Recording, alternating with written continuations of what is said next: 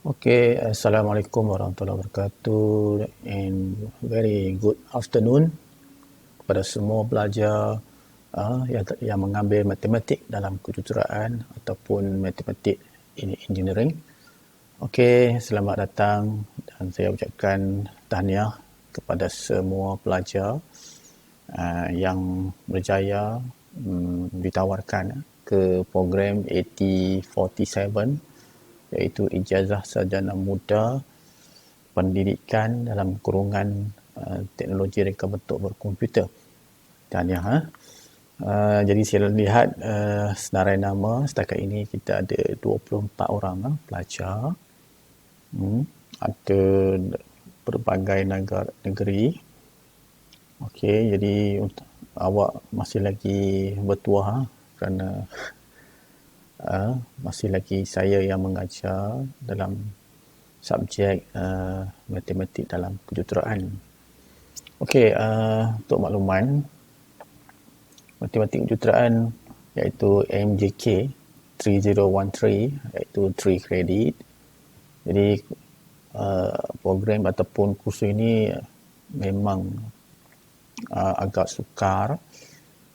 Jadi pelajar perlu membuat latihan perlu memberi tumpuan yang lebih sedikit untuk subjek ini. Untuk makluman juga, subjek ini ataupun kursus ini telah ditawarkan you mungkin yang ketiga yang ketiga, tak salah saya yang ketiga lah. Okay, yang sebelum-sebelum tu pelajar-pelajar yang dah grad yang telah posting mereka tidak mengambil kursus ini kerana kursus ini baru sahaja dimasukkan dalam program 8047. Okey, kerana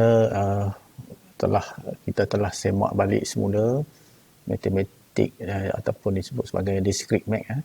Discrete math yang sebelum ni itu tidak sesuai bagi 8047 kerana dia lebih tertumpu kepada programming, tapi you punya lebih tertumpu kepada kejuruteraan ataupun engineering.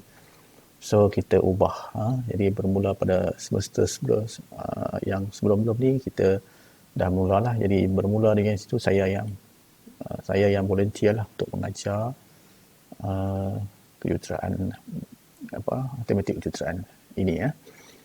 Kerana saya ada pengalaman mengajar, untuk makluman juga saya sebelum ni mengajar di Politeknik Kementerian Pengajian Tinggi selama 15 tahun iaitu ada 4 politeknik itu Politeknik Sabang Perai 3 tahun, lepas tu bertukar ke Politeknik Kulim lama lah, mungkin sana hampir 7-8 tahun lah di sana. Okey, lepas tu saya sambung belajar, melanjutkan pelajaran ke peringkat PhD di Melaka, di UTM, Universiti Teknikal Malaysia. Saya buat PhD dalam bidang kejuruteraan elektronik dan saya telah graduate tahun 2013 dan saya sempat juga bertugas di Politeknik Merlimau sebentar dan 7 bulan, dan selepas itu Politeknik Engku Omar sekejap. Akhirnya saya ditawarkan ke UPSI lah, bermula pada tahun 2015 Januari. Jadi sampai sekarang dah 5 tahun lebih lah saya di UPSI. Walau bagaimanapun saya ucapkan tahniah kepada semua lah kerana berjaya terpilih.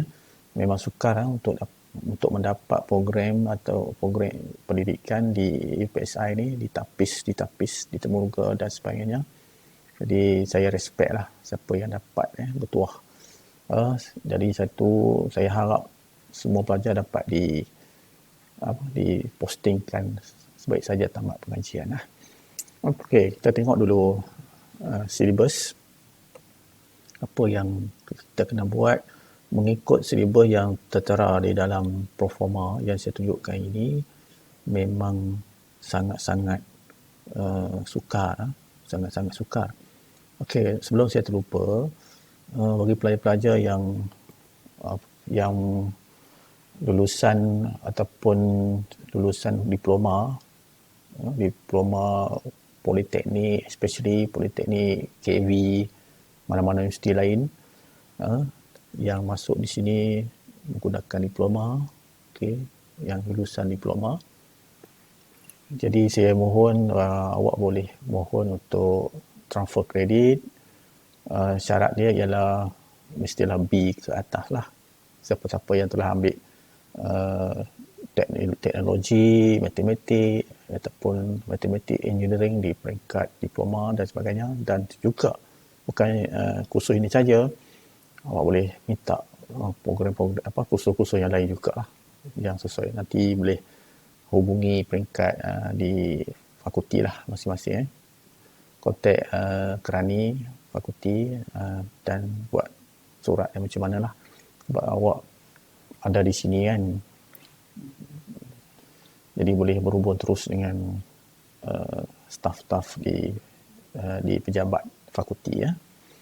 Okay, we are going to synopsis. Kita tengok synopsis. Jadi this course to provide an introduction to algebra. Okay, kita ada pengenalan kepada algebra. Kita ada introduce to complex number, vector and matrix. Okay, calculus, Fourier. Fourier and calculus is very tough. And also Laplace transform. Very very tough. Very tough subject. Okay, numerical, mudah sedikit. Numerical and optimization, optimize.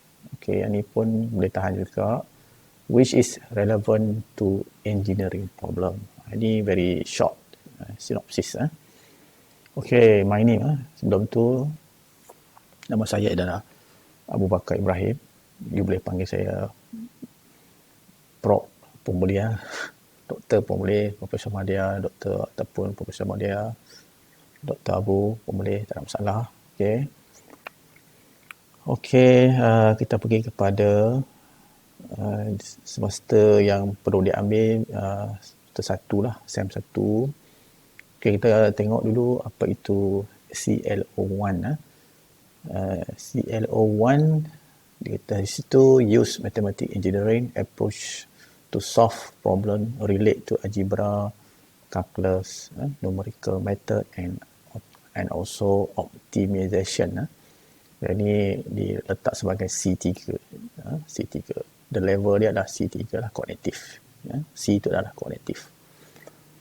Okay, ini kita nak relatekan dengan menggunakan approach to solve problem relate to algebra, calculus dan so on. Itu adalah CLO1. Ini adalah objektif 1 ataupun learning outcome 1 lah. Jadi kita tengok sini, course learning outcome 1. Kita ada 2 LO, iaitu P, program, dengan course. Setiap kursus kita ada yang dinamakan sebagai course learning outcome. Okay, kita tengok CLO2, tapi yang ni tak perlu ni sangat, tapi saya nak go through jugalah. Okay, sebagai permulaan kan. Okay, kita tengok CLO2, iaitu Analyze Theory in Mathematical Engineering to Solve Problem in Real Problem. Okay, ini real yang sebenar lah. Masalah sebenar. Okay, masalah yang nyata dan sebagainya. Itu Analyze Theory Mathematical Engineering. Itu adalah CLO2 ataupun menganalisis teori dalam juruteraan matematik bagi menyelesaikan masalah dalam masalah nyata. Nah, ini level dia effective 3, kita letak dia sebagai effective 3 lah. Yang program tu ialah PLO 9. So yang dalam CLO2 ni dia relate dengan A3 dan juga PLO 9. Okey, seterusnya kita pergi kepada CLO3, iaitu mempamerkan sumbangan matematik ataupun demonstrate the contribution of mathematics engineering to solve real problem. Ini P3. P adalah psikomotor. Kita letak psikomotor lah. Mungkin benda-benda ni mungkin ada hands-on sedikit lah. Tapi tak ada pun. Tapi dia kata sih mempamerkan, demonstrate. Mungkin awak melibatkan presentation dan sebagainya. Jadi saya letakkan dia sebagai P3 lah. Psikomotor level 3. Yang relate dengan bukan CLO ni. Itu PLO, ada correction sedikit kat sini. Nanti saya buat pembetulan dah. PLO3, bukan CLO. Okay. We are going to CLO4. Kita ada CLO4 iaitu berkomunikasi secara berkesan. Ini ya. Jadi dalam kursus ini you ada juga presentation secara individu sebab you COVID-19 semua berada di kampus, ada di rumah masing-masing. Jadi saya tak nak buat secara kumpulan untuk semester ini. Jadi sukar, jadi senang saja. You boleh present, record macam saya buat ni dan hantar kepada saya lah. Nanti apa-apa nanti kita bincang lagi lah untuk assignment di bawah nantilah. Okey, yang seterusnya kita tengok kat sini teaching method and assessment ada banyak. Kita ada discussion, kita ada perbincangan, tutorial, kuliah. Okey, kita ada pentaksiran akhir, kuis, ujian dalam talian, tutorial. Kita banyak tutorial lah. You kena buat soalan-soalan yang saya bagi, you kena buat dan hantar. Itu banyak perbincangan, discussion dan sebagainya lah. Okay. Walaupun ada tugasan berkumpulan ni, kita boleh tukar lah nanti ya, group assignment ni. Tengok macam mana. Jika perlu, kita boleh bentukkan secara kumpulan. Sebab you pun tidak berada di dalam satu kumpulan kan. Okay. Ini adalah PLO.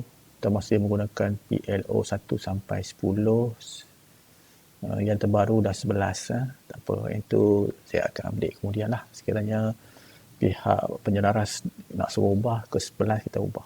Kita ada setakat ni adalah PLO 10 sajalah. Okey, ni dia punya konten. Konten untuk minggu pertama kita ada persamaan fungsi, terus kepada persamaan fungsi, nombor nyata, nombor persamaan fungsi, persamaan kuadratik. Ini saya akan tunjuk sepintas lalulah. Apa itu nombor nyata, nombor biasa, nombor persamaan dan sebagainya. Dan fungsi-fungsi persamaan kuadratik, very simple. Mungkin masuk juga apa itu persamaan, ada Y, ada MX, kecurunan dan sebagainya. Kan? Kita review baliklah di peringkat SPM. Matematik di peringkat SPM. Okey, minggu kedua mungkin kita akan masuk polinomial ataupun root polinomial, theorem ataupun expansion. Jadi kita tengok apa itu polinomial ataupun dipanggil sebagai roots binomial theorem. Ini agak sukar. Mungkin topik-topik sukar ni kita mungkin letak di belakang. Saya akan mulakan tak semestinya ikut sekuen dah. Ikut keperluan lah. Ikut tahap. Kalau you semua hebat semua, jadi kita akan follow ni lah. Okey, yang ketiga iaitu sekuen, exponential and log. Ini mungkin topik-topik yang kita akan sentuh secara detail lah. Sebab logarithm ni very important. Banyak saya bincangkan, exponential dan sebagainya. Okey, trigo kita akan belajar jugalah sin, cos, tangent, melibatkan angle dan sebagainya. Sebab dalam engineering you akan belajar banyak tentang trigo ni. Mungkin saya bagi assignment kepada kamu untuk present dan sebagainya lah, macam mana ikut keperluan. Okey, trigo you balik nanti bila ada buku yang ada buku SPM boleh buka balik, standby di atas meja dan sebagainya. Okey, seterusnya topik yang kelima ni iaitu complex number. Complex number memang kompleks lah. Okey, dia ada J ataupun I, imaginary number. Okay, itu adalah topik 5. Okey. Okey, yang seterusnya kita sambung selepas ini. Kita take break dulu. Terima kasih.